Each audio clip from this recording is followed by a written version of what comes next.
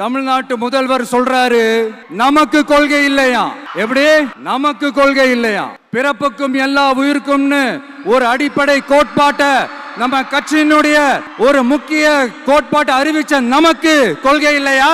எல்லாருக்கும் எல்லாமும் கிடைக்கணும், சமூக நீதி கிடைக்கணும், அந்த சமூக நீதி உண்மையான சமூக நீதியா இருக்கணும், சாதிவாரி கணக்கெடுப்பு நடத்தணும்னு ரொம்ப ஸ்ட்ராங்கா சொன்ன நமக்கு கொள்கை இல்லையா?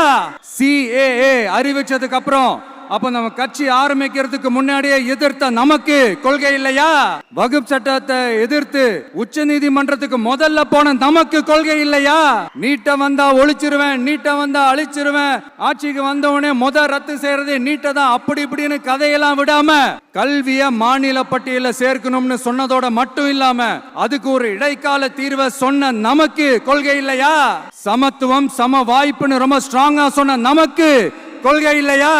இப்படி கொள்கையை வெறும் பேச்சில மட்டுமே பேசிக்கிட்டு எல்லா கொள்கையும் அண்டர் கிரவுண்ட்ல அடக்கி வச்சுக்கிட்டு என்னமோ இவங்களுக்கு மட்டும்தான் எல்லா கொள்கையும் குத்தகைக்கு எடுத்த மாதிரி. இவங்க கொள்கையே கொள்ளை தானே. எப்படி இவங்க கொள்கையே கொள்ளை தானே. இதெல்லாம் மக்களுக்கு யாருக்கும் தெரியாதுன்னு நினைச்சிட்டு இருக்கீங்களா?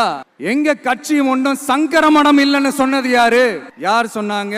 ஏன் சொன்னாங்க? எதுக்கு சொன்னாங்க? இப்போ உங்க கட்சியில என்ன நடந்துகிட்டு இருக்குது அதையும் கொஞ்சம் யோசிச்சு பாருங்க, இதையும் கொஞ்சம் யோசிச்சு பாருங்க. அதனால பாப்பா, பவள விழா பாப்பா, நீ பாசாங்கு காட்டாத பாப்பா, நீ நல்லவர்கள் போல் நடிப்பதை பார்த்து நாடே